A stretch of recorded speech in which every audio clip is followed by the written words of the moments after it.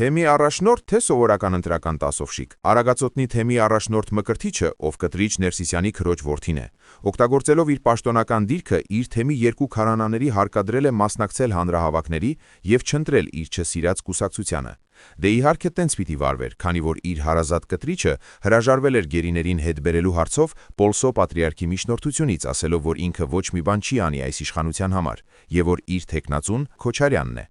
Բա սա էլ կտրիչի տված դաբրոյով մարդկանց հանրահավաքների է ուղարկել, WhatsApp խմբերում հավաստի փաստեր է ուզել, որ տեղադրեն, սրա խելքին աշեցեք։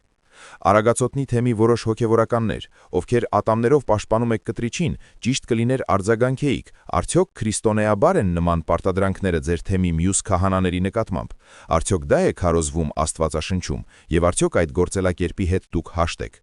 Չի կարող թեմի առաջնորդը այնքան խրված լինի քաղաքական խարդավանքների մեջ, որ իր թեմի քահանաների նկատմամբ անօրինական պարտադրանքներ կիրառի։ Սա քաղաքականությամբ զբաղվել էլ չի, սա քաղաքական բեսպրիդել է, վեղարով ծածկված։